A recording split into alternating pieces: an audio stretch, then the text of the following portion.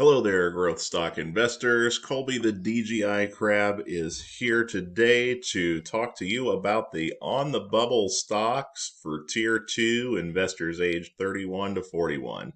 The DGI Crab channel covers 60 high quality dividend growth stocks. And when I went about narrowing that list down to 60, it was pretty tough. I had a list of more than 250 dividend growth stocks. I looked at all of the kings, all of the aristocrats, all of the stocks in the S&P 500 that pay a dividend, as well as some stocks I saw covered on other channels that I thought were interesting when putting together a very massive watch list.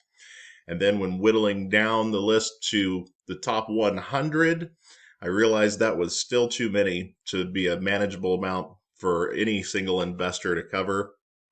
So I had to go down a little bit further to 60. Cutting a lot of these stocks from the list was certainly a difficult decision, and I certainly think that all of these are fine investments in their own way, especially when they are purchased when they're showing signs of undervaluation. I'll be curious to see if any of you own any of the stocks in this particular video or like any of them better than the stocks that I have in my current Tier 2 that did make the cut. Before I dive into this list, I will preface it by saying that I am not a licensed professional financial advisor, and the views expressed in this video are not investment advice, but simply this one crab's opinion. My strategy here is my own, but I do hope that this will give you some interesting ideas to help you along the way in your journey to financial freedom. So with that, let us jump right in.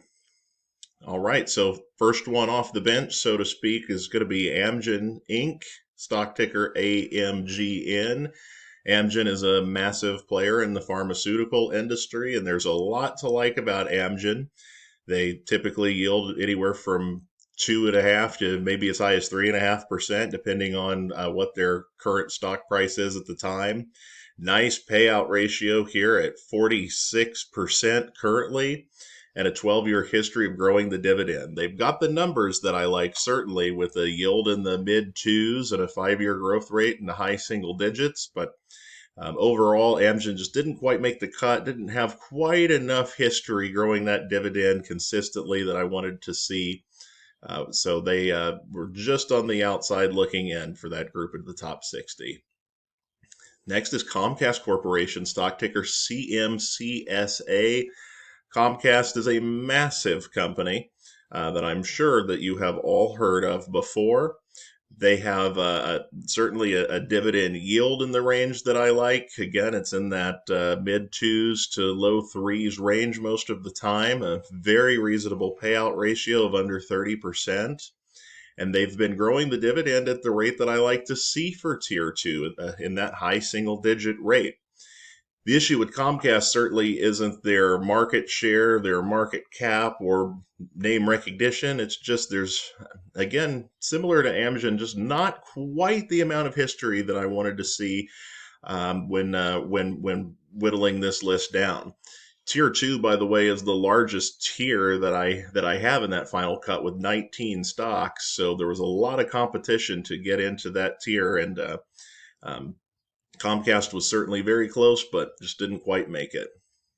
All right, next up is Brown-Forman Corporation, stock ticker bf.b.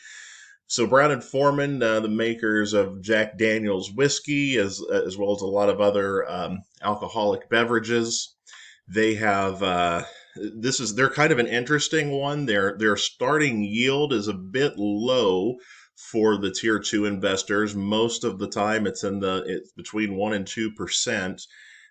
Their growth rate isn't fantastic either, at just 5%, but they're an interesting company because if you look like on Seeking Alpha, over the course of their dividend history, they tend to pay out a special dividend, a pretty decent sized one, like once every several years. It's very inconsistent. You never know when exactly they're going to pay it. And one of the weaknesses of Seeking Alpha, honestly, I think it's about the only weakness of Seeking Alpha, is if you're looking at the dividend growth history, for companies that have a track record of paying special dividends, a lot of the times that just seems to mess them up, as I'm sure they're auto-populating that field. But Brown-Forman has not a 15-year growth streak, but a 40 consecutive year dividend growth streak of their regular quarterly dividends. And they are a dividend aristocrat, very steady company, but I don't want to necessarily have to rely on getting an unscheduled special dividend once in a while in order to make that overall yield and 5-year growth rate work. So while I definitely think that they have a product people are going to continue to consume decades into the future and a nice long track record, I want a little bit more consistency and predictability out of the amount of dividends I'm going to receive. Next is Qualcomm Incorporated, stock ticker QCOM. Qualcomm, very steady Eddie company. They've got a 20-year dividend growth streak, and I think that's going to continue for a long time into the future. As of the time of this recording, their current yield is only 1.68%. It's usually more in the twos, low to mid twos. But the 5-year growth rate, usually only about 5 to 6%, just isn't quite enough of a growth rate, and the starting yield isn't quite high enough. So Qualcomm kind of falls in a weird range between like tier 2 and tier 3. It's got a kind of a tier 2 yield, but a tier 3 growth rate. So that combined with the fact that they still only have the 20 years, and a lot of the other stocks on the tier 2 that did make the cut have an even longer growth streak than that. So Qualcomm very close, but just didn't quite make it. Next is Snap-on Incorporated, stock ticker SNA. Wish that stock ticker could have a P at the end of it. It's just Snap, right? What's going on there? Snap-on, excellent company, very solid stock, has everything that I want in terms of the numbers on the yield in the 2 to 3% range, payout ratio at 36%, plenty of room to keep growing the dividend. They're on a 5-year growth rate of 14%, and maybe not even showing signs of slowing that down at this point, to be honest with you, but they're just sitting on a 14-year growth streak. So while the numbers are excellent, kind of like Williams Sonoma back in tier 1, I just need a little bit more history, but Snap-on came very, very close to getting in. Next up, Bank of America Corporation, stock ticker BAC. Obviously, everyone should be familiar with Bank of America. It's a massive bank. Certainly a stable investment, no question about it. They have the numbers that I like. Once again, got that 2 to 3% yield, the nice high single digit 5-year growth rate, manageable payout ratio. But with bank stocks, sometimes they don't grow the dividend as consistently as I'd like to see. Bank of America just has a 10-year growth streak right now, and when compared to the massive J.P. Morgan Chase, Bank of America just didn't win the competition between those two. Speaking of banks, the next one up is Bank OZK, stock ticker OZK. This one, I really, really like this stock quite a lot, to be quite honest with you. They've got a nice starting yield, a fantastic 5-year dividend growth rate. They're interesting, too, because they pay out quarterly, and they typically do small dividend increases every single quarter that cumulatively add up to about 11% each year. They have a 26-year dividend growth streak, but because they are a smaller market cap company, they're not a dividend aristocrat because they're not in the S&P 500.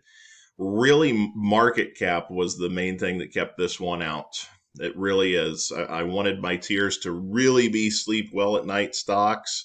And while Bank of the Ozarks doing everything here that I like, there were just bigger names and steadier players that made the list over them. Next is American Waterworks Company Incorporated, stock ticker AWK. This is the biggest water services company in the United States. They've got the yield that I like in the low twos, high single digit growth rate, but they do just have 15 years of consecutive dividend growth. And American States Water, stock ticker AWR, not only has a longer streak than them, but they have the longest current streak out there right now at 69 years. So if I had to pick one or the other, even though AWR is a much smaller company by market cap, it made the cut over AWK.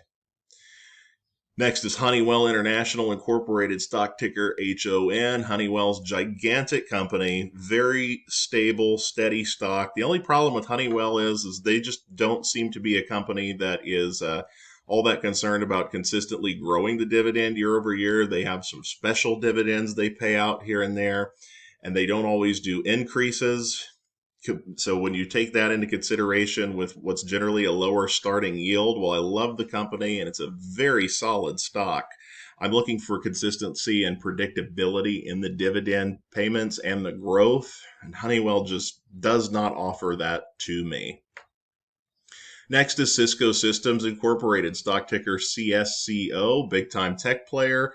Cisco is definitely pretty firmly ensconced a lot of companies, and definitely a stable, solid investment. But the issue that I ran into with Cisco is the yield's about where I like it to be. The 5-year growth rate is not, and the history of just 12 years of increases isn't amazing either. It's kind of one of those that kind of falls somewhere between tier 2 and tier 3. It's got usually a tier 2 yield and a tier 3, if maybe, growth rate. Wasn't totally sure where to put it, and with the lack of numbers on the dividend combo factor and the lack of overall years of consecutive growth, Cisco came very close, but found itself on the bubble. And then lastly, we have HP Incorporated, stock ticker HPQ, major player, another one in the tech space, computer hardware. I believe this is the largest player in that space in the United States, the last I checked. HP has a lot going for it. Usually it yields in the 3% range. It's got an excellent 5-year growth rate right now at just under 12% and 13 consecutive years of increasing the dividend. But in terms of players in the technology space, even though the dividend numbers aren't as good with Cisco, I'd probably favor Cisco over HP. What do you all think? Am I correct in that assumption, or am I not? They fit into tech in two totally different ways, but I don't know. Even though HP is certainly a very recognizable name, very recognizable company, it didn't quite have the history that I was looking for necessarily. And while just like all the other ones, it came very close, it just didn't quite make that cut for the tier 2 stocks. So that is the list of the on the bubble stocks for the tier 2 stock category, best suited for investors age 31 to 41. Now that is not investment advice, but the idea of this video is to provide you with some perspective on just how tight of a race it was to put my final list of tiers together. If you own any of these stocks, I certainly don't think that they are bad investments at all. They all seem to be very stable, good, solid, long-term plays. If there's any on this list that you think should be in the tier 2, that in my final tier 2, as opposed to one of the ones that are, you could certainly let me know down in the comments below. And hopefully this will maybe give you some ideas or some other stocks that you might research if you don't think that the stocks in my tier 2 collectively are exactly right for you. So thank you so much for watching the video, and I hope you'll come back and watch the next one where we'll go over the on the bubble stocks for tier 3. Email me your questions at dgicrab@yahoo.com, and I will see you all on the next one.